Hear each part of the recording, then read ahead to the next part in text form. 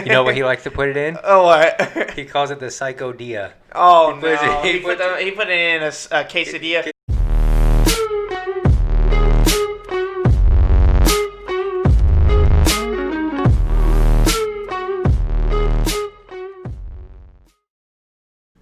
Okay, we're live, we're good, we're on air. Okay, all right, welcome back to another episode of the podcast, episode number 2. This time we, the audio is actually working. Last time we used the camera audio, just through the camera, and so today we actually got it set up and stuff. You can't see, but it's set up. And today we got on Big Texas. Yes, sir. That's me. I am in the building. In fact, physically in form, right here in the seat. He is a local San Antonio rapper, and he has proficient knowledge of psychedelics, which we're also going to dive into today. Ooh, let's get it. So, first thing, before I start podcast, I'm going to have you pick 3 numbers between 1 and 100, and whatever 3 numbers you land on, you're going to answer those questions. Awesome. I'm ready. 1. 1. What's the toughest decision you made today? The toughest decision I made today.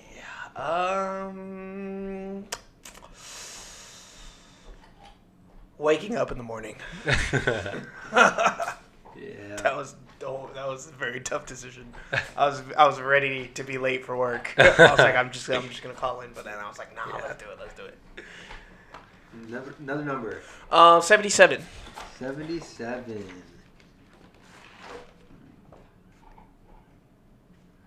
What's one thing you wake up to in the middle of the night worrying about? If the world is ending. The world is ending in the middle of the night. Yes. Yeah. Well, I guess really it depends on my dream, but like recently I've had a lot of crazy dreams. Not Yeah. necessarily that the world was ending, but like some catastrophic event was going down in my dream. Yeah. So I wake up, I'm like, holy shit. It's not too far off in this day and age. I was about to say, this is very close, very, very aligned with what's going on in 2020. Final number? 99. 99. Oh, 99. What are you ready to let go of? My ego. Your ego. Okay. That's kind of part of your character, though, no? Yeah. I wouldn't even necessarily say a part of my character. I would just think everyone in general, is just trying to, get rid of their, ego. And Yeah. I feel like that's the only way you can really see who you truly are is just getting rid of all the sense of who you think you are, in turn, makes you realize who you actually are. It's very backwards, but Yeah. makes sense. Either that or most people have very inflated egos and they I have... think if you don't have an ego, you probably won't go nowhere. Yeah, that's definitely true. I think most people start out with like a massive ego, and and then they like get their platform or get their like stuff up, and then they like take a step back and they're like, that might have been a little toxic. And then then they work on themselves. And they rebuild themselves, Yeah. Because you definitely have to have a big ego to realize that, you aren't your ego. And I think I learned that at a very young age. Definitely in just heavy psychedelic usage when I was a kid. How old were you when you first took a psychedelic?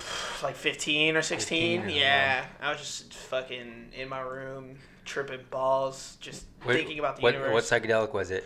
I think I took acid for the first time, so pure LSD. Yeah. I did have some experiences with like research chemicals, so it would be like 2CI,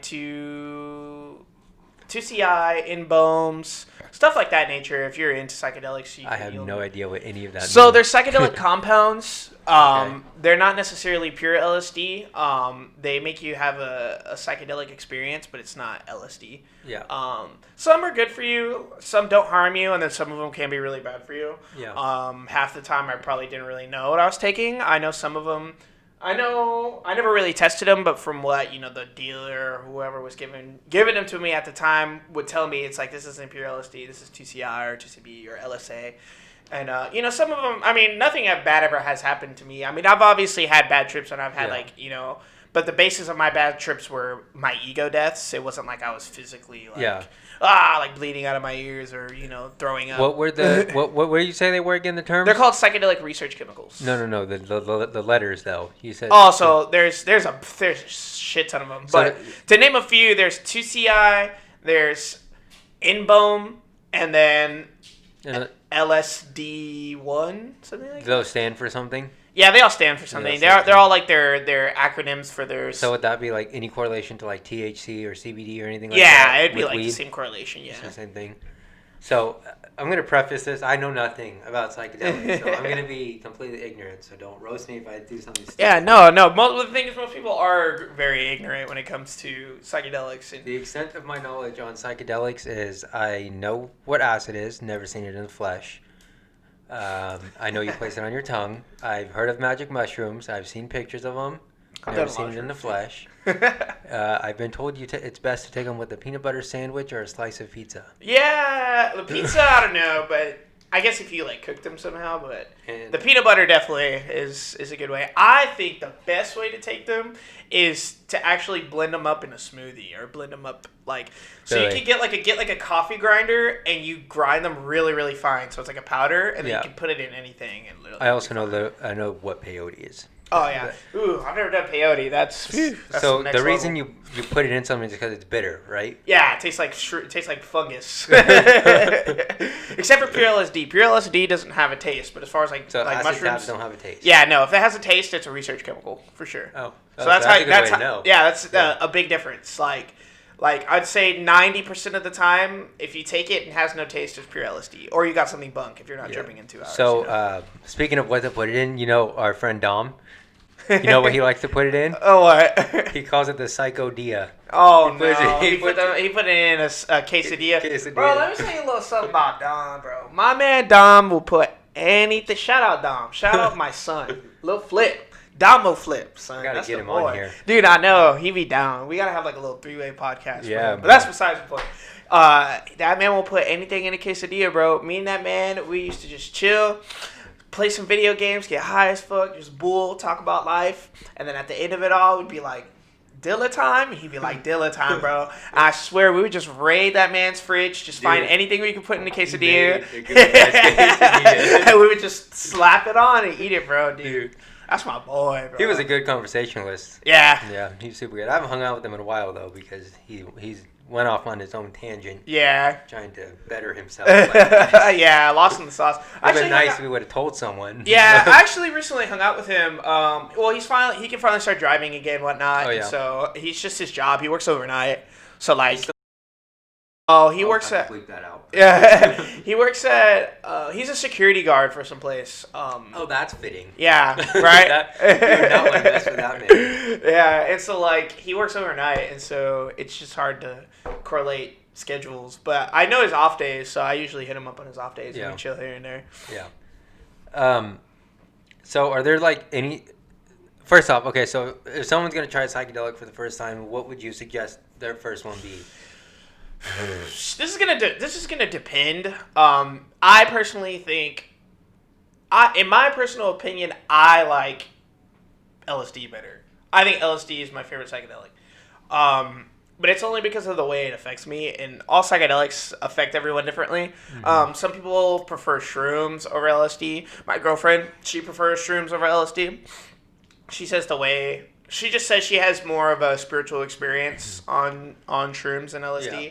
For me, it's the opposite. I definitely have a more, I'd say, like spiritual experience. Are the trips different? Like what you see different? It honestly depends, bro. Because every trip is different. Like you could take acid and then a couple months later take it again, and it'll be a completely different experience. So, and it's the same thing with shrooms. But I would say there are some differences in the visuals. I'd say shrooms are more of a grounding, earthy type of feeling or vibe. It's more of a growing sensation. It's more of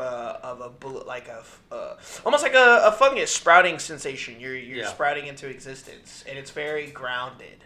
And then with that grounding, you end up shooting up and you blast off into the universe. I'd say LSD is more different in the sense of like, there's really no grounding. There's really no like planting your feet and then sprouting up. You're kind of just like, you're kind of just like maneuvering in this mist Just while coming up. through. Yeah, and then you just and blast off. And to me, that's what I'm more comfortable with. But that may also stem from my own personal issues that I have, just with like grounding and my root chakra. Yeah. Which I wouldn't know to the full extent if that's what it is, or if I just like it better. Those would be the two to start with, though. Yeah, for sure, definitely. So don't go start with peyote. Yeah, don't start with peyote or DMT because you will be lost in the sauce. Yeah. DMT, bro. I did DMT twice, and like that is the most like powerful experience I've heard people say that drug is like wild. Yeah, I saw someone like, post on their Snapchat story. They were like DMT time. They had like a pipe with like the white powder. Yeah. I was like, what do you mean DMT? I know, right? Like, yeah, some people are just crazy, bro. And that's the other thing about psychedelics too. Is like psychedelics can also be abused. Like people don't realize that. Like if you like literally someone posting DMT time like on Snapchat, like no one just does that. Like he obviously that person is probably an avid user of it, and they in turn they use it to escape reality. Yeah. Versus psychedelics are meant to be used to make you see your reality and how to maneuver within it and how to elevate yourself, how to make yourself a better person. And you can't make yourself a better person if you abuse psychedelics and you want to be lost in the spirit world for every day of your life. Yeah, yeah. So speaking of trips, have you ever had a bad trip? Like a trip where you were like, oh. Yeah. So I've only had 2 or 3 bad trips, and they weren't like catastrophically bad trips. They were just felt shitty at the time. So mainly all of them were just ego deaths. Like it was just ego death. It was me realizing that I'm not who I think I am, and then kind of just like. Well, my first ever ego death, I forgot who I was. I literally just forgot who I was. Like after the trip or during the trip? No, during the trip. Oh. And I ended up getting saved by I was watching, so I was tripping at a friend's house, and he was tripping, and then it was my friend Ariel, and then my friend Barrington. And Barrington wasn't tripping, he was just high as shit off weed, and then Ariel was tripping. And then so I think we took the tabs probably around 10 or 11, and so our trip started or whatever, and we're all just vibing, got music on or watching videos and whatnot, and Barrington ends up going into the room to make music because he's just not tripping, so he's not on our vibe. And then I think my homie Ariel ended up falling asleep, or he ended up just getting lost in his own world, you know what I mean? And once you get lost in your own world, it's hard to come back out when you're tripping balls because it's you're on a whole nother plane of thinking. And so I think it ended up being 2 a.m, and so I was just like, well, there's nothing really for me to do here now, so I'm just gonna go home and think of something to do there because that's my space or whatever. So my freaking 16-year-old ass. You drove home? No, I didn't drive. Oh, hell no! I skated home, bro. Oh, I God. skated home at 2 Was a.m. that crazy? Were you, it was seeing crazy, stuff you were bro. skating? Bro, and the thing is where my homie Ariel lived, it was off. Do you know where Grossenbacher is? Yeah. And so by Grossenbacher, My parents live right by yeah, over by that Cool Crest area. Yeah. And so it's just fucking woods over there, bro. Yeah. All the way until you get up to Yeah. Petrenko, and he lived some ways down there. And so I'm skating up Grossenbacher, trying to get to Petrenko. That's a gnarly road. Yes, bro. And literally just the trees, I would look over to the right and to the left of me, and I swear it felt like the forest was talking to me. And I felt like the trees were starting to just get closer and closer, sort of squeezing me into the road. Yeah. And it was just scary, bro. I was just out in the night tripping balls. wild. The thing about the night is, think about what's associated with the night: darkness, fear, loneliness, and the unknown, uncertainty. Yeah. So all that energy, I could feel it, and I was just like, holy shit. So as that was happening is when it first started. I first noticed my ego death. I was going, as I was skating and I was in the dark. And I would see light, like a light post or something. Yeah. As I would skate to it, that was almost like me remembering myself. The light was me. Oh, so as I would crazy. see, yeah, it was crazy. So I'd see the light, I'm like, oh shit, okay. And then I finally get to the light, and it would be like a checkpoint almost. So I get to the light, and I'm like, okay, my name's Anthony. I'm doing this. I'm going home so I could go do whatever, blah, blah, blah. And I'm like, okay, let's go. So I leave the light post and I go down the street. A video game. Dude, it's dead ass like a video game. So I go and I keep going and I'm going back into the dark. And as I go back into the dark, I start losing that sense of self again. I'm like, oh no, what am I doing? Where am I going? Blah, blah, blah, blah, blah. But my subconscious just knew where to go because I skated so much. I just knew how to get to my house. Like, Yeah. and every time I reached another light post, it was like a checkpoint. I'm like, oh, okay, blah, blah, blah, blah. I got to go this way, and I'll get there. And finally, after like 30 minutes of doing that, I finally got home, and I thought everything was going to be okay. And so I get home, and I lay in my bed, and then I still start losing my sense of myself. And then, and you know, I was in my safe space. So, you know, there was nothing else I could do at this point. So I had to sit there and just let it happen. I remember I was trying to play music, and I couldn't find a song I wanted to listen to. Oh.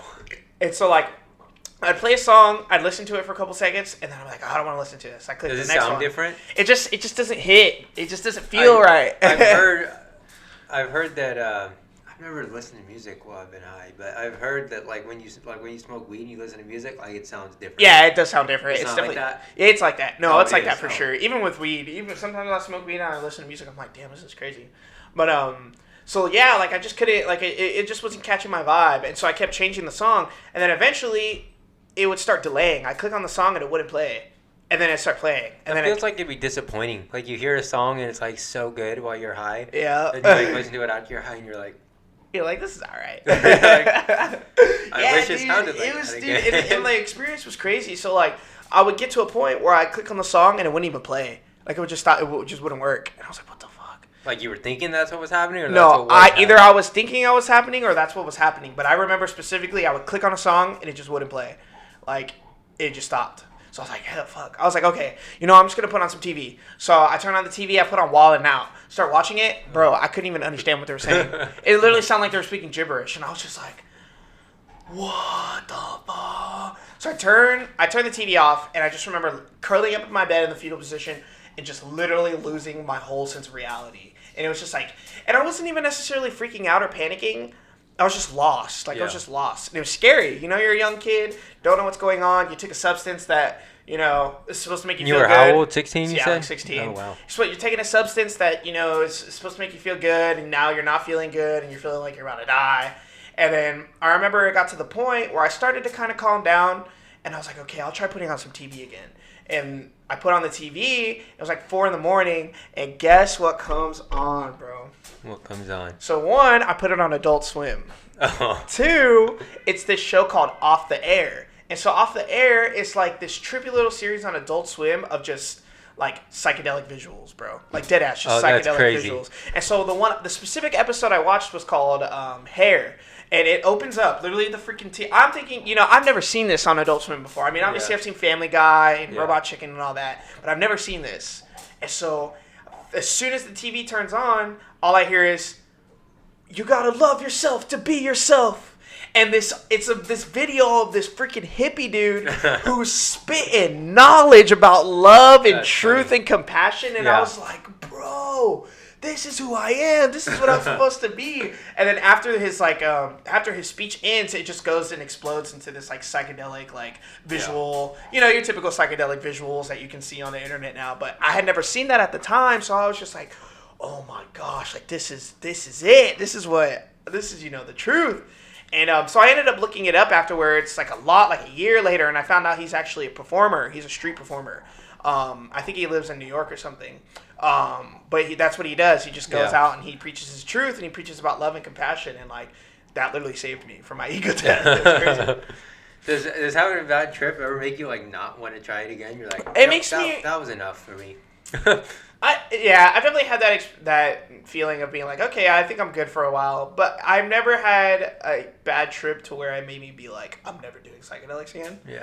Because all my bad trips have always just been ego deaths, and now that I know what it is, now that I understand that it's just the losing of your sense of self, it's going back to that pure consciousness, that source of who you are. Yeah. And now that I know that, even if I do have another ego death experience, I know that I'll be better from it. I'll know that I'll have gained something from that, or not even. I wouldn't even necessarily gained. I would say I would know that I have returned back to the unity that I came from. I guess in a sense. Yeah. Is there a difference between like the proportion of good trip to bad trip between like acid and shrooms? Like, is one higher than the other? No, they're all there. It's about the same. It just depends. One, it depends on your set and your setting, and it depends Like on what your feelings are when you take it. Depends on it depends on your state of mind, but it also depends on where you're at. So Yeah. like, Like if you're you're like somewhere safe that you yeah, feel if you're somewhere comfortable. safe and comfortable, you're typically gonna have a better trip. Yeah. Even if you do have an ego. See, that's why I really am thankful for my ego death because I was in a comfortable space. I was in a Yeah. space where I could be myself. Versus if you're having an ego death and you're at a party with like 50 people, You don't know. you how don't to- know. Yeah, especially if you don't know them, you're fucked. Yeah. Unless by the grace of God, you're just in Like you're in a wander space. to an empty room. And Yeah, you're just like if just by the grace of God, if you're in a space with people that are actual good people and genuine people that will take care of you, then like you just got lucky. But for the most Yeah. part, people aren't like that. Like especially if you're tripping, they just because they don't understand what's going on. One of my brother's friends, he was talking about a bad trip that he had on shrooms. Mm-hmm. No, it wasn't shrooms. It was acid. And he hasn't taken acid since, as far as I'm concerned. Because he had a trip where he said that he was literally talking to Satan. Like, he was having a conversation with Satan. I was like, that would make Damn. me stop too. Yeah, no, I've had a friend who's that same friend Barrington. He's tripped a couple of times, and he said he has literally talked to the devil himself, and I definitely wouldn't doubt it. And so it's like I've come in some very weird situations where I've been contacted by like evil entities or lower vibrational entities while tripping, and it really just depends on who you are. It really depends on the energy you exert into reality and how you can maneuver that. That dog's trying to eat. But yeah, no, it's about how you know how you maneuver in this world, and some people are just very easily susceptible to evil energy. Some people can transmute it and can maneuver through it and have a conversation with Satan himself and then be completely fine and understand what it is, take the knowledge and move on. And some people, they have a conversation with the devil and they never want to take a psychedelic again. Yeah, they don't want to do anything anymore. And so like, You ever seen The Kingsman? have I seen it? Have you seen that No, movie? sounds familiar though. In one of them, I think it's in the second one. The Kingsman is basically like What's the second one called? the Golden Circle. Dude, I've been meaning to freaking watch that movie. So there's a point where they're like trying to give the bad guys are trying to give these people these drugs like as normal people so that they can become like zombie type things and just follow them, and they put it in weed.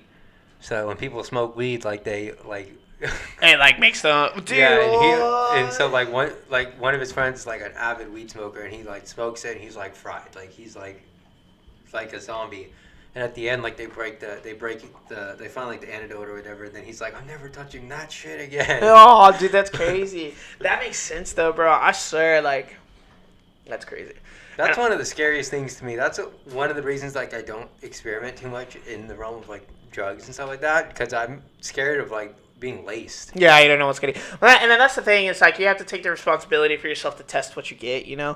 And so like you can get test kits for psychedelics. You can get test kits for shrooms. I mean, typically shrooms you could know if they're shrooms if you look at them for sure. Like shrooms have a very distinct smell and they have a distinct look. That brings me to another question.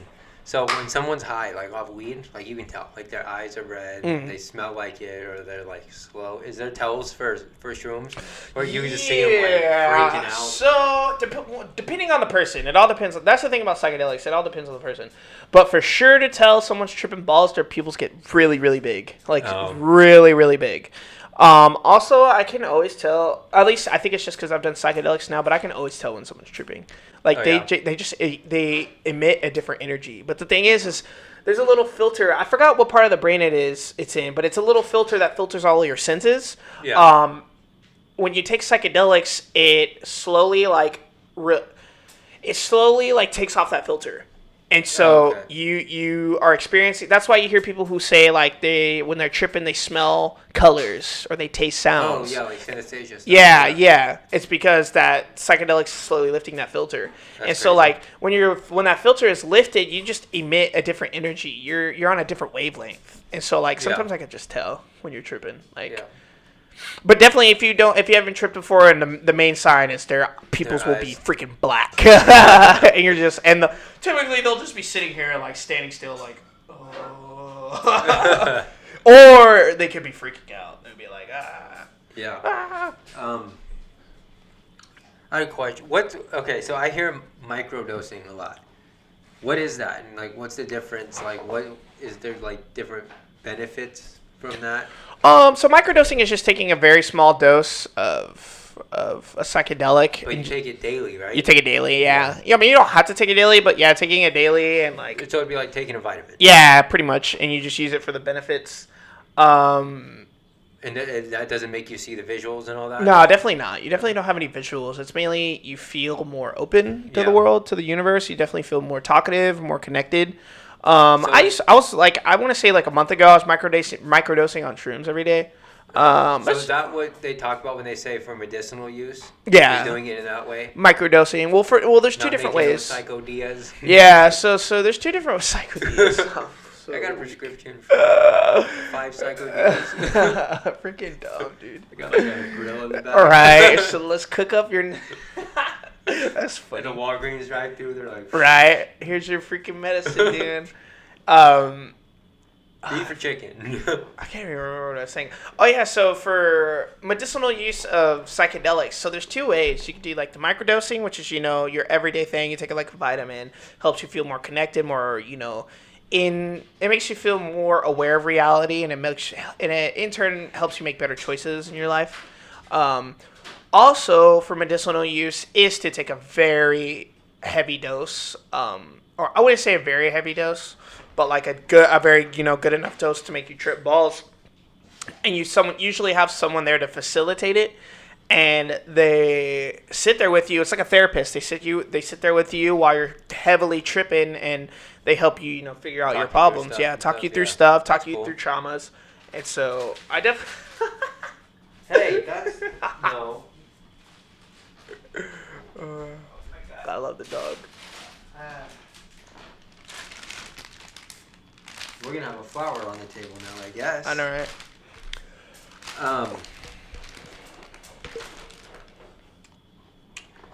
Is there any people that you would say like if they have like any certain mental issues or anything like that, where you're like, yeah, no, like do not take a psychedelic, like it will not work out well?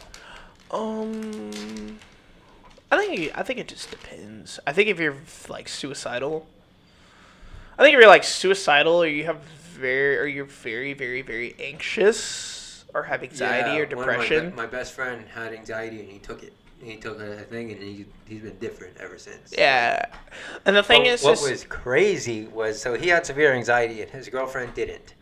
Like she was just like a normal person, and so they tripped together, and he was talking about like it just made him feel like love for everything in the world, like even like blades of grass and like. That's dope. That's what it's supposed to do. And then but his girlfriend was tripping with him, and at one point when he was talking about that, like. He was feeling the anxiety go away. He hugged her while they were tripping, and then after they were done, she was all anxious and he was not.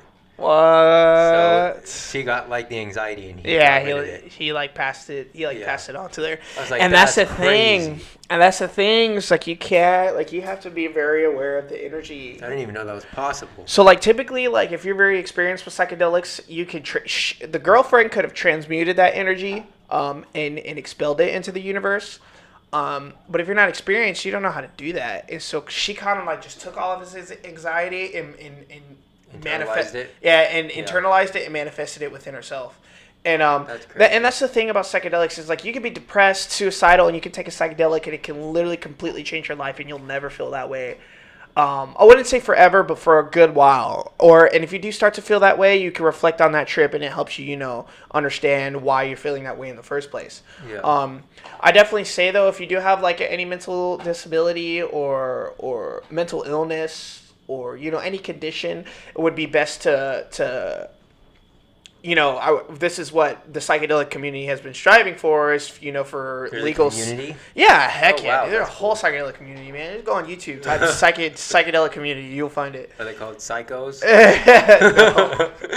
And so it's for hopefully one day for there to be legal facilitation of psychedelics. So you're for that? Oh yeah, 100%. If you could be in a safe space with a therapist and you're on psychedelics and they can help you sit there, their experience, and they can help you sit and go through your problems. No, that's how I feel. If you have, suicide, if you're suicidal, have depression, anxiety, you have a place where they can facilitate a dose of psychedelics on you, and you can go and pretty much, in a sense, purge those emotions, those feelings, or at least understand and recognize them. It'd be so beneficial, not only to those, not only to themselves, but to the planet and the people You around think that's them. the only way it should be legal? Or do you think it should be like, No, like alcohol? I think, I think it could be legal. I think it should be like weed, recreational. Like how they have like the dispensaries and stuff like that. Yeah, and it's regulated. Yeah. You only get like so much per bag or something like that. Yeah, and because it's like you don't need someone taking 10 grams of shrooms and fucking. What's an ideal amount to take? I'd say the highest you should ever take is 7. Have you taken more than that? No, hell no. I think the most I've ever taken is like 4.5. Oh wow. Okay. And that was a lot. And is there a certain amount that can kill you if you take too much? No, there's probably a certain amount that can. There's no amount that can kill you for sure, but Does there's it make the probably trip last longer the more you take? Yes, you would probably trip for a couple of days if you take gosh. a lot. And I think How there long will is be a standard? no, my fault. There will be a certain amount though that could definitely leave. That could definitely change the way your brain functions, change the way you think as far as mentally. It is because it is a powerful substance, and if you already have pre-existing conditions of suicide, mental illness, bipolar, schizophrenic, it's only going to enhance those things, and so it could leave you different after that. And so that's back to what I was originally saying. It's just like I definitely wish we can. There was a place where people could go and they can facilitate it for them, and they can get the therapy they need. But since we can't do that, the only other solution I can give to people is having a trip sitter, which is it's another big thing in the psychedelic community. A trip sitter is someone who's sober, someone you're very close with, who can sit there and someone that's done it before. Yeah, I mean, they don't even have to necessarily be someone who's done it before, but definitely recommended that it's someone who's done it before because they know what to do.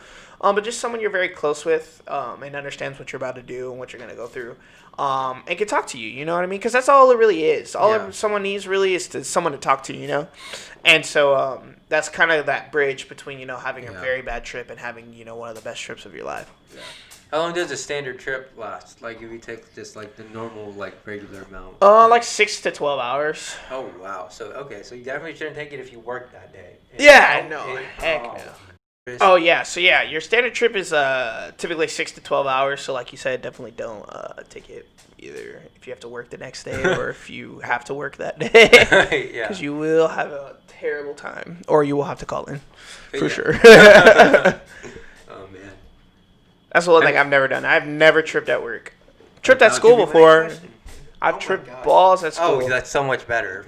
Yeah, it was better. It was better because I wasn't responsible for anything. Like if you're tripping at work, you're like a piece of Especially your job. You work with people's eyeballs. Yeah, like you're a part of a little piece of society. So it's like if you are tripping, like you have so much responsibility at work. Like you cannot have any responsibilities while you're tripping. That's for sure. That's crazy. You help people with all 3 of their eyes. Yeah, really, dude. I try, man. I try. No one's ever completely woke. I still have a bunch of my own issues that I need to work through, and I think that's the really big thing about psychedelics is it just shows you what you need to work on. You still have to do the work yourself when you're sober, which is something I'm still getting the grasp of. Yeah. And no one's perfect, and no one is ever truly woke. I think people will take hella psychedelics and then think they're like this deity, or think they're like this special person when really it's like, dude, you just put drugs in your system, like and it's like it's very beneficial, and it can have a very positive effect on your life, but it only has a very positive effect on your life if you go forward with it. If you take, the lessons that you get while you're tripping and transmute it into what you do with your everyday life. Yeah. And so that's something I'm still working on. I try and incorporate everything I learn, especially from I try and incorporate everything I learned from psychedelics specifically into my music. But there's a lot of other things that I've been taught or shown to do outside of music. And it all starts with your daily routine. It's just trying to better yourself. Because if you take the psychedelics and you don't actively try and better yourself when you're sober, it's like there's no point. Yeah. Actually, you're not learning from the lessons. Yeah. So that's a good bridge, actually. We start talking about your music now. Oh. So you call yourself a rapper, right? Yeah, so I'd say I'm a hip hop I'm a hip hop producer, engineer, and artist. Okay. Um, and you do live shows and stuff. I've seen your all that stuff. So not a SoundCloud guy. That's the best. That's the best part, man. That's the best part. It's the shows, bro. Yeah. And like, and, it's a team. It's a team effort for sure when it comes to the shows. I'm a part of a group called Pack Static. All great, talented individuals. They all have their own unique style of rapping, just as good as me. And it's a team effort. It's a team effort throwing these shows. I've met a bunch of people, a bunch of artists in San Antonio who have their own little following and make their own very good music, and we've all just kind of. You throw the shows, or do they invite you? So it depends. So we throw our own shows. Sometimes we get invited to shows. Mm-hmm. It really just depends. Woo! Homie almost knocked the light down. But yeah, it just depends. And so literally, like, it's just a whole nother experience when you perform for people, and then you're like, they all look at you like, oh shit, this guy can rap, like, yeah. Oh, he's actually good. And then like people will hit you, like, after we finish performing, they're like, dude, what's your Instagram, what's your Twitter, blah blah blah, like, when did you start rapping, like, with this and this and that. And it's like crazy that people are actually interested in what you make and what you know what rapper you remind me of when I listen to your music? Chance the Rapper. Chance the Rapper. That's a new one. I've never gotten that before.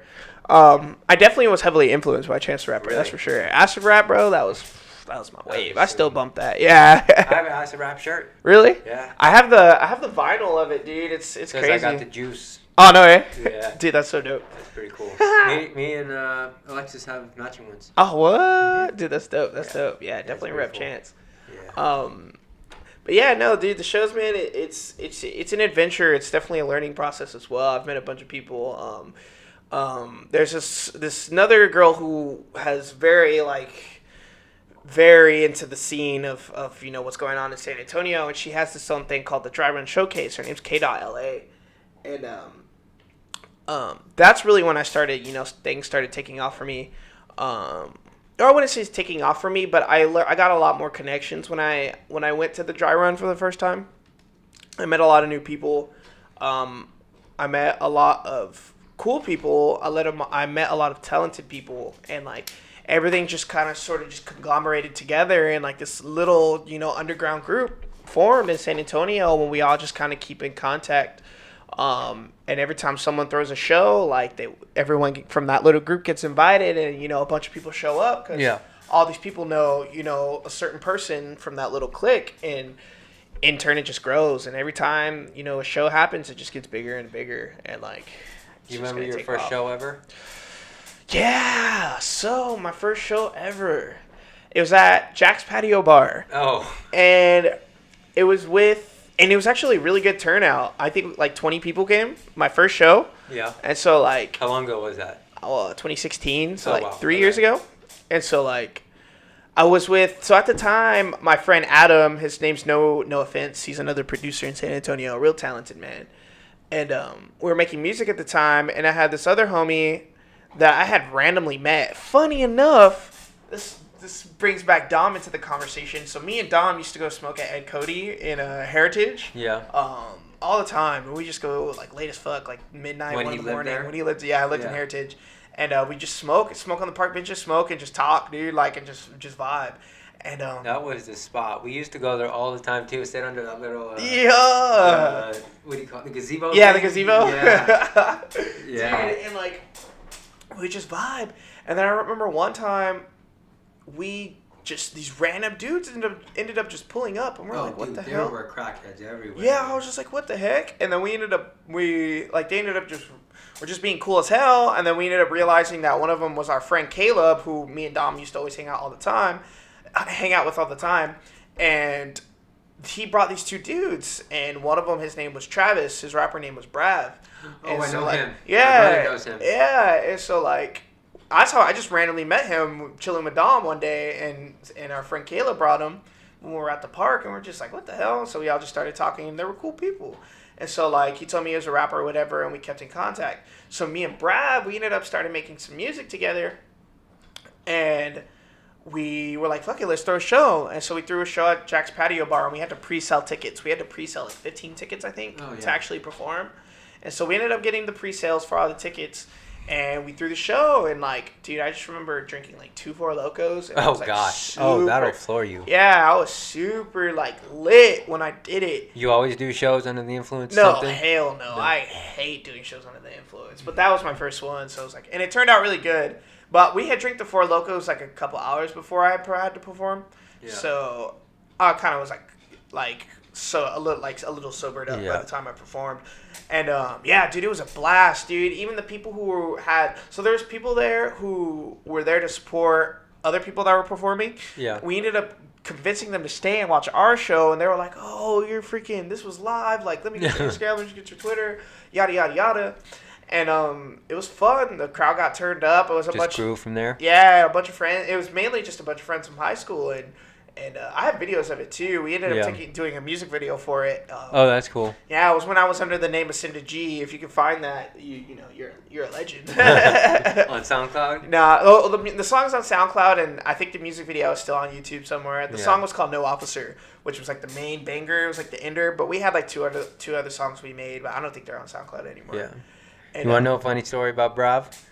So my little brother, little one, he played basketball, and so he was in this like little league, and we went to the practice, and the coach was talking to my dad, and he was like, I have a son, he's a rapper. My dad's like, I have a son that's a rapper too. And he was like, really? He was like, I wonder if your son knows him. He's like, you go to Brennan? He's like, yeah, he went to Brennan. He was like, his name was Travis.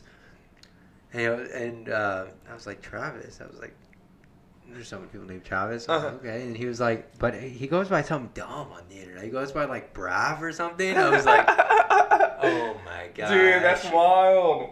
That's funny because that's how I met your parents, because my little sister was in the same league that your little brother was. Yeah. And I remember my mom and her ex-husband were like talking to your parents, just chalking it up or whatever. They just know each other. They've been going to the little practices, the games or whatever. They just became acquainted. And I went one day and they were talking to them, and like, I forgot what happened, but at the end, it was like they were talking to them. I kind of had a little conversation with them. The basketball game happened, and then the basketball game ended, and then they were talking afterwards. And I remember they ended up bringing up you or Luke, but they ended up talking about the party that he had threw. And when they were out of town, and they were talking about, my son threw this party, we're out of town. And I was like, who's your son? And they were like, Luke. I was like, Luke? What? You're his parents? I'm like, and you're friends with, I was like, and you're friends with my mom? Like, what the heck? That's crazy. This is a small world, bro. I remember my mom came home and she was like, I met Anthony today. I was like, Anthony? Who's Anthony? I was like, because my girlfriend's brother's name is Anthony. Oh, word? I was like, I've been knowing Anthony. Like, I don't know what you're talking about. You met Anthony. And she was like, and my dad was like, Big Texas. I was like, oh. Big Texas. That guy. Dude, that's so funny. Yeah, small world, man. It's true. That was a trip. I remember I took a picture. I think I sent it to you. Didn't I send it to you? I sent it to you and Luke. And I was just like, found my new family. That was random. Yeah. So, you work at your studio's at your house, right? Mm-hmm. Like in your bedroom? Yeah. So, I just me and my girl just recently moved in together, and so now I have my own studio. It's just in a room. We have our own room together now, so we sleep in the same bed. So excuse me. That room is dedicated just to the studio, just being music recording or whatever I need to do on my computer. I also have my video game stuff in there, too. You got the soundproofing on the walls? Yeah, I just recently finished that, dude. You see a big difference between that and the bedroom? Yes, dude. The only thing about my old room is that I had this really giant, like king size. What's the biggest size king size, right? California king. I think it was like a California king, and my mom had gave it to me because she got a new bed. And it was humongous, dude. It like literally filled up almost my entire room. And the thing is it was all very soft. Yeah. And so it absorbed a lot of the sound that was in my room. So that's the only thing, but also, so that's why my recording still sounded pretty good in my old room. But I definitely do notice now that because I have recorded a couple of things while I was in that studio, the new one, with no foam, and it worked. It was fine, but you could tell that it wasn't Yeah. treated. And now that I have put the foam up, it sounds a lot better. Yeah. It's a lot smoother. Yeah. Have you ever been to like a professional studio? Like No, someone I like have not. I've never been to a professional studio. The thing about professional studio is like you can get professional studio quality out the house Yeah. in your house. The only thing, if I The were to go to environment. if I were to go to a studio, a professional studio, I don't want to go to some damn like Dr. Dre type shit where they have the giant like MIDI controllers with the sliders and Oh, faders yeah. that automatically move. Yeah, they're Like that's crazy. That's next level. I would want to see that. But as far as like a professional studio, like, nah.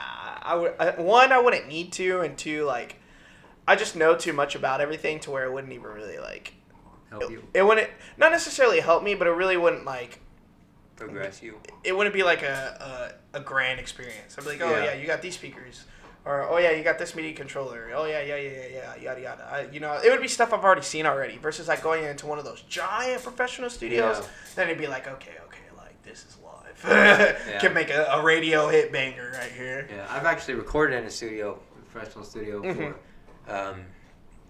I just made something for my girlfriend just to make her something, just to see what it was like and stuff. And it was pretty cool. It was crazy. Like hearing your own voice is weird. Yeah. Like after he's like this, like I do it, and then he's like press play, like listen to it. And I'm like that sounds weird. It's just weird hearing your own voice. Yeah, Like, I was it's- like, am I really that deep? Like, Yeah. Oh my gosh. And that's the thing too. I forgot. There's a term for. There's a psychological term for what it's called, but it's like no one really likes the sound of their voice.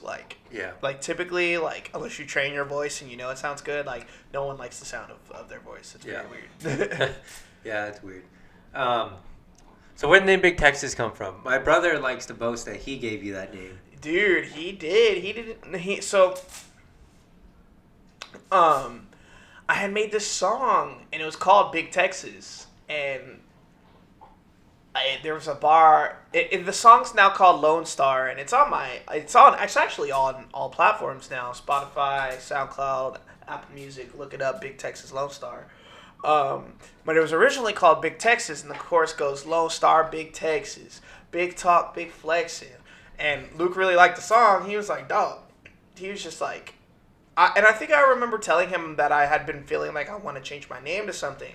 And he was just like, you should just change it to Big Texas. Or I had asked him, I was like, should I change my name to Big Texas? He's like, yeah, bro, do it. Just change your name to Big Texas. That would be live. And I was like, bet. So I contemplated it for like 2 or 3 weeks, and I finally just changed my name to Big Texas. And then like, They put the outfit together. yeah, got the whole character put together. And I was There's like, gonna be a dang, this is picture it. of his Big Texas get up. Yup. On the screen. Yeah. Dude, heck yeah. And you perform in that? Yeah, always. Typically, always. I try to. You gotta get a big belt buckle. Yeah, Big Texas. I have a belt buckle. Speaking of, I need to find that. I don't know where. You gotta it get is. like a custom one. Like, Yeah, I have a custom one that says Texas on it, and like Oh, it's that's so cool. live, but I don't have a belt for it yet. And Oh. speaking of that, I need to find that belt buckle.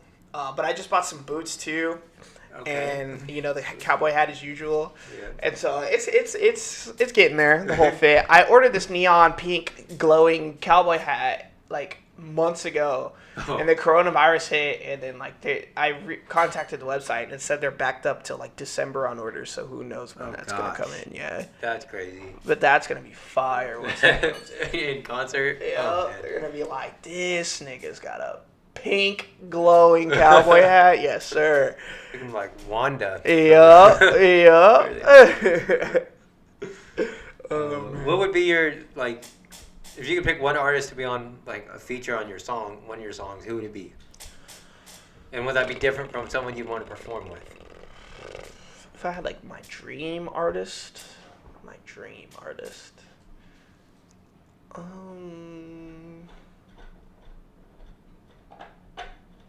I'd have to say either like Kendrick Lamar or like Lil Wayne. One of those two. Probably Kendrick Lamar. Kendrick Lamar would be a legendary feature to have because I feel like I resonate with like his type of music.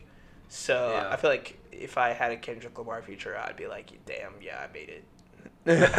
Yeah. I feel like, well, I feel like I'd want a Kendrick Lamar song for like the true fans, and then I low key would want to have a song with Drake just to blow up, just to blow just, up, yeah. just to I couldn't really care for Drake. I used to love Drake back in the day. I don't really care for him either. I used to love him back in the day. He's a great hit maker, man, but that's all he is. He's a hit maker. So like, I wouldn't really feel like I'd make the song, but it wouldn't be like, oh, this is, we're advancing the culture. I'd be like, yeah, I'm just using you for clout, bro. Like, and he knows it. The thing is, he knows it. Like, why? Like, he knows. So it's like, even if, let's say I get really big and he watches this interview and he sees me say this, it's like, bro, like, you're the center of clout. You know who's really good? I was listening to the other day. He's like on his come up, Tusi. Tusi? You know who Tusi is? That sounds familiar. Is he from San Antonio or is it just a? I don't know. I think he might be from San Antonio, but he's from Drake's song Tusi Slide. Oh, okay. Yeah, he put out a snippet of a song called oh gosh, what is it called? I have it saved. I gotta look this up. It was Euphoria. That's what it's called. Oh, okay. I'm gonna have to look that up. Yeah. I need to text my girlfriend and see where that belt buckle is. I can send it right now, actually. So, are you going by Sensei Texas now? So that's my producer name. That's what my producer and engineer name. Okay. Yeah. Okay. It's kind of like Mac Miller. So Mac Miller, his rapper name was Mac Miller, and then he had a producer name, which I don't know if a lot of people know about, but his producer name was Larry Fisherman. Oh wow. Yeah. I don't know if a lot of people know that. No. But that's what I want. I kind of want to like separate the two entities because I'm a different person when I engineer and produce music versus when I rap or write music. So that's why Are there any like unknown rappers that you listen to that most people don't know about that you think? Like... A bunch. All I listen to is unknown rappers. I rarely listen to like poppin' music, like, and like if if I am listening to like really popular music, one, it's because it's just good. There is some popular music out there that I think is fire, but two, they just blew up. Ski Master Slump God, XXX Tentacion, Jack Harlow, bro. I was on all of them before they were even blown up, relevant, bro. Like 16, 15 years old, jamming them in high school, dude, and like they just blew up, and like it's just crazy. They're like they deserve the success because they had elevated their music and status so much from back then. But there's a lot, dude. Like Wi-Fi's Funeral, another one. Trying to think of who else were some low key rappers that blew up.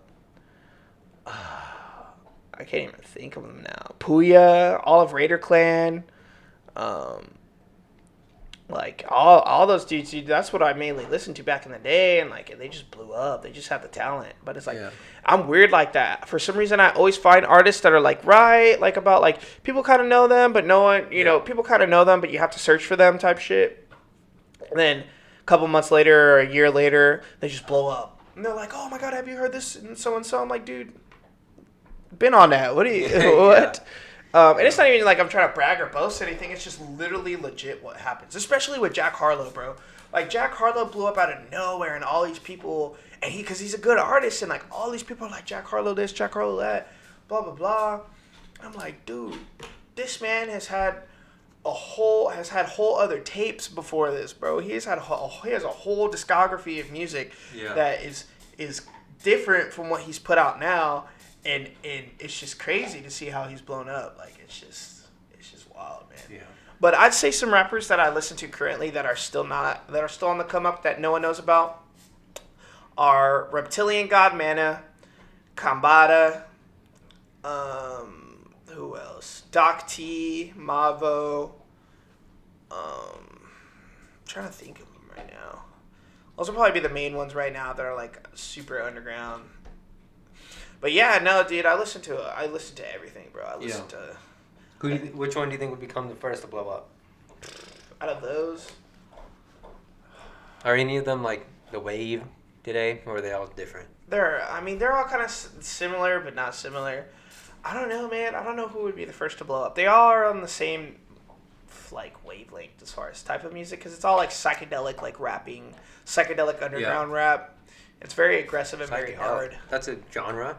Yeah, like psychedelic rap. That's like crazy. Psychedelic trap rap. Oh, God. That's what I make for the most part. Is that the best stuff to listen to while you're tripping? Depends. For me, yeah. For my girlfriend, no. It all depends. People like what they like. I could listen to death metal while tripping. You know what I mean? Versus that would send somebody into a psychosis if they listen to that. You know. You listen to other genres besides rap too? Oh yeah, I listen to death metal, rap, country, math Big metal. Texas country? I'm not a big country fan, even though my name's Big Texas. My favorite country band is Alabama. I love Alabama. Okay. I'll listen to them all the time. I have records of them. You're telling me you Any can't other get country? down to some chicken fried? Mm-mm. No? Nope. Everybody can get down to some chicken fried or boot scoop and boogie. I can't, bro. Neon Moon? I don't know. I'm not a country man, bro. I'm not. I can listen to it, but you will not see me go and actively put on a country song. Unless it's Alabama. Alabama is Dude, really like the only country. If someone plays Neon Moon or a drinking problem, You say you off the salt. bro, raise up your glass, He bro. said- That's exactly what I said. That's exactly what I said. Yeah, no, but like. You listen to oldies? Wait, what? I'm sorry. You listen to oldies? Like old music? Yeah. Yeah. That's my favorite. Oh, I love oldies. Depending like how old we talking? We talking 1920s or 1990s? Oh, come on. No. I'm talking about like just like 80s, 70s. Oh yeah, definitely, You know, definitely. whatever. 70s, 80s music's lit. 90s. 80s dance music, 80s dance music, 70s rock, dude. All those genres are fire. Especially 90s. I'm a big 90s fan too. Journey, Hall & Oates, Oh, Def yeah. Leppard. Yeah, Journey is a big one for me too. Or like Pearl Jam. Even like Foo early Fighters. early 2000s stuff like Train, like old Train. Mm-hmm. They were good. Or like old Maroon 5 was good Yeah, too. Old Maroon 5 was banging. I've seen him in concert. No way. I Oh, bet that yeah. shit was And live. Train too. Damn, that's a lot, Yeah. bro. Oh, there's. I listen to a lot of stuff though. I listen to reggae, rock, metal, rap, hip hop, house, techno, dubstep, Okay. EDM. I listen to everything, man. My best friend used to listen to dubstep all the time. All the time. I went. Hey. I went to Jamaica, Mhm. and oh man, the reggae there is real. Crazy, Dude, yeah. You would think like you'd be like, oh, people are just like exaggerating, or like that's just for TV, like that's just for no, dude. Like you get off the boat, everybody's smoking ganja, everybody's like, dude, Buffalo Soldiers blasting, One Love's blasting, Bob Marley face plastered everywhere. Dude, that's dope. They're And reggae is like the genre to listen to when you're tripping. offering for sure. you weed, all kinds of stuff. Yeah. Like if Crazy there's stuff. any type of music you should listen to while tripping, is reggae. Really? That is the music. Yeah. That will make you feel one with the universe for sure. Really? Yeah. Yeah. It does by itself without even being on anything. You're like, it should be One Love. Right? It should. You're right, Bob. That's funny. Yeah. Yeah, that was great, man. Oh. Have you been out of the country? No, I want to. You've been out of the state. Been out of the state finally. Yeah. Dude, in California, weed is legal. Last time we went out there, He said, "Oh, dude, I was like it's a baby so in the candy store." crazy. Like people are like, you want to smoke, and you just smoke in the parking lot. Like here, you gotta like be in someone's car, in someone's Yeah, house, gotta be or like, somewhere. Like, Oh, like, stretched working out. something. Yeah. yeah. Yeah. I went to Washington. It's legal there too. And like, Yeah, Seattle, we just yeah. go to the dispensary, get Colorado, goodies, and too. go back. This shit was crazy. He wants like- to say hi again for like the 5th time. Well, yeah, no, dude. And the funny thing is I got a bunch of edibles and shit from Washington, and I shipped them all to myself in here in That's Texas. crazy. Dude, I even got like pre-rolls and stuff, and like the box smelled like weed, and it's still sent. Like I don't understand. You got my backpack. Oh really? Like I It don't. still smells like weed. It smell. I know the box smelled like weed, and like it just. They didn't get. I guess they just didn't give a fuck. Like it sent through. Got Dude, the there's package. like When I- vending machines of weed. And it's It's like crazy. beep, one joint, fucking $1.25 Yeah. type shit. A6. Yeah, and like literally, like Indica. I opened the front door and like I could smell it as soon as I opened the front door. I was like, how did this not get like confiscated? I got lucky. it got through. Like, Yeah, that was cool. That's That was a crazy. fun experience. Yeah. Yeah. Dude, it's so wild. That's so crazy. One day it'll be legal here. One day, hopefully, Texas sucks. They're working on legalizing shrooms in California right now. Oh yeah, I know I Denver. don't is, know like, if they've the done only it in place. Colorado. They did do it in Colorado. Yeah. Yeah. That's crazy. That's crazy. Do you think that people will like take advantage of that and like try and keep legalizing like harder and harder stuff? I think Cocaine is therapy for me. I think the only thing is it has to be proven. Like herbal. It has to be one. I think one has to be herbal, but two has to be proven. It has Yeah. to be like evidence to back it up. So Yeah. I don't think you can back up, using meth as is medicinal use.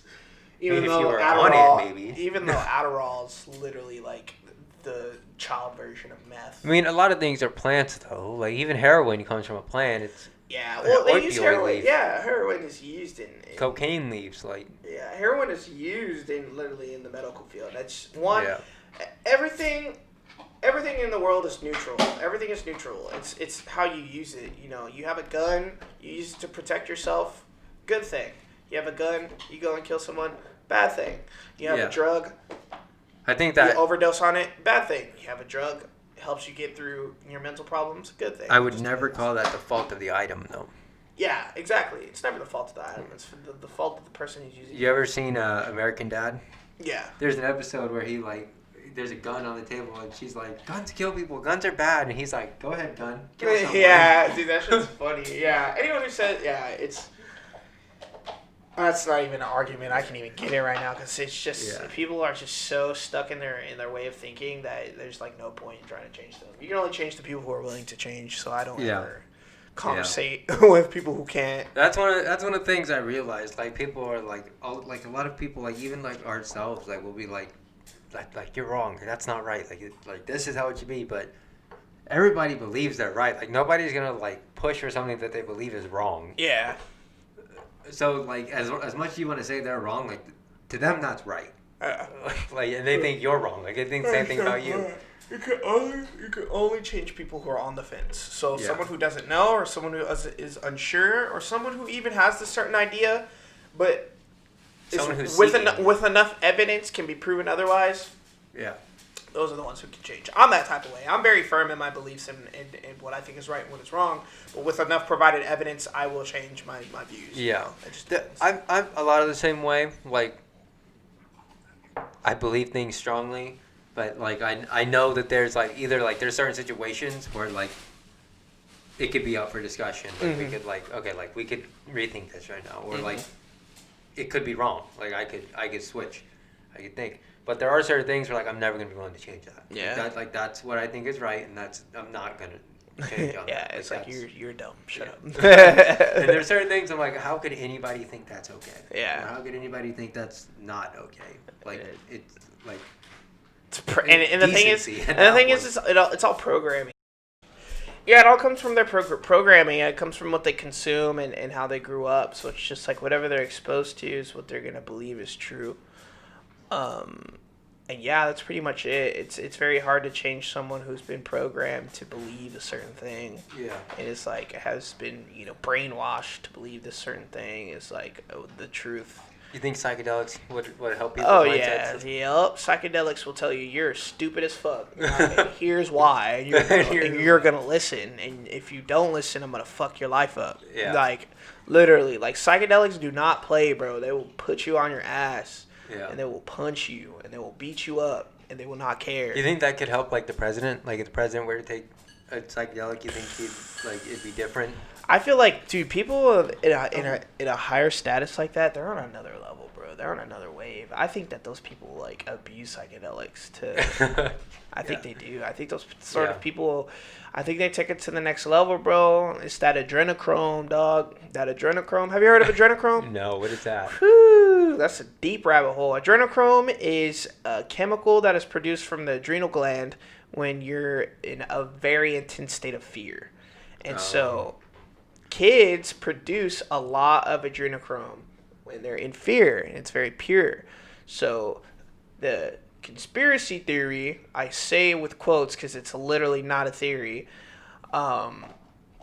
they harvest kids, they put them in a very, very, very intense state of fear, and they harvest the adrenochrome out of it, and it's like a drug.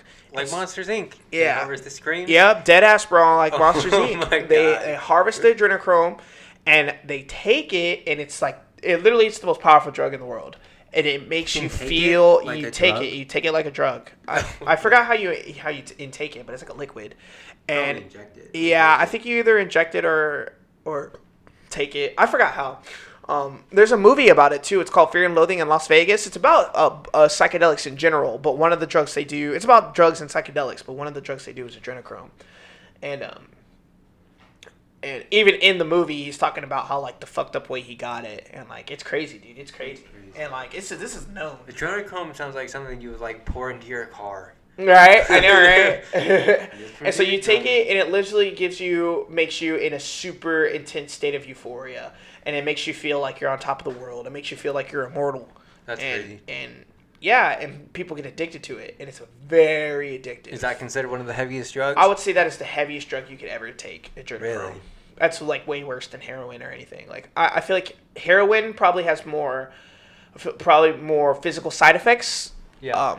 But adrenochrome literally is probably, I would say, it's one of the most addicting things you can get addicted to. Like, just because of what it comes from and how it affects your body, and like that's why these that's why these secret societies start, or these secret societies can hold these people, hold like actors or big public figures a certain way and make them do certain things. Because you have these addictions to adrenochrome, and the only way you can get adrenochrome is from human trafficking, and that's why and people don't realize that. I don't know if you saw where it was like the 1,500 kids went missing from ICE. 1,500 kids don't go fucking missing. Like they're being trafficked. They're human trafficked, and the three things that happen with human trafficking are they either turn into slaves, they harvest them for organs, they rape them. Or they use them to get adrenochrome. And literally, some of the highest public figures in the world are addicted to adrenochrome.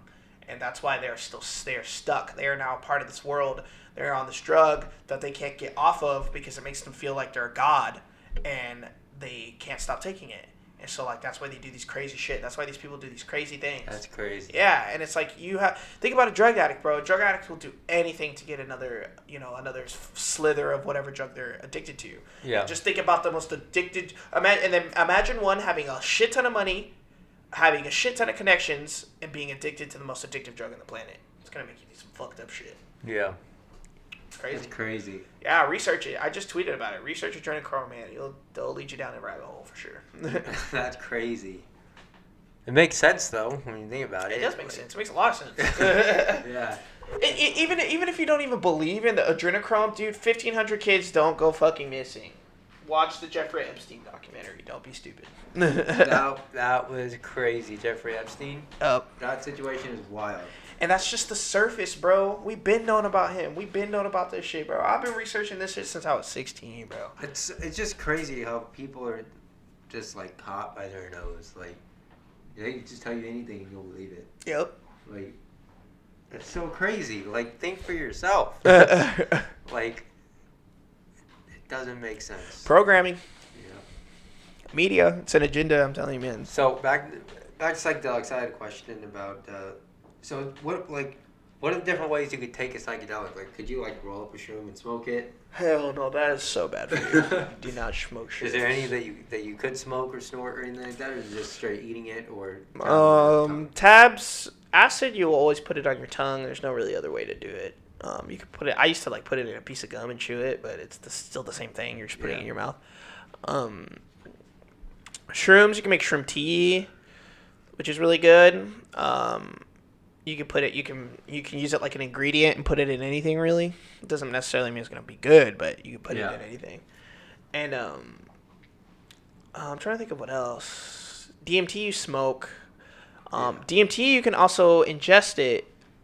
If you have an inhibitor, so it's another compound that when you ingest the DMT, it reacts in your stomach and then activates the DMT. Yeah, no, ayahuasca, it's a compound that's made of a tree bark and then a certain leaf. So the leaf has the DMT and then the tree bark has the inhibitor that activates the DMT in your body. So you drink it and it lasts a very long time. It's a very powerful purging experience. Blend it up. Yeah, so it's like cooked almost like in a stew. And they've been doing this. They've been doing this since ancient times, How long bro. do you trip off that? You trip for like 6, 7, 8 hours, maybe longer. But the thing is DMT is way more powerful than psychedelics, and DMT is a physical, mental, and spiritual experience.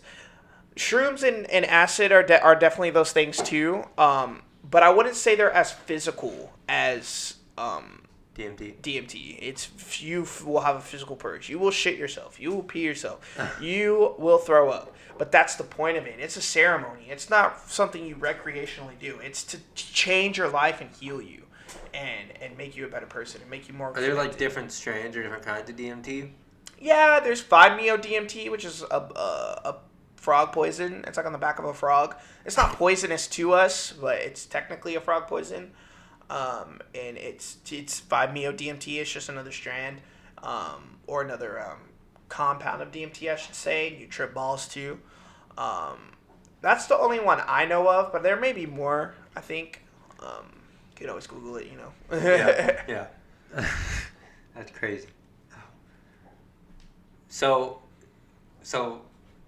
scaling out all the psychedelics. So the first one would be the heaviest one is the one from the kids.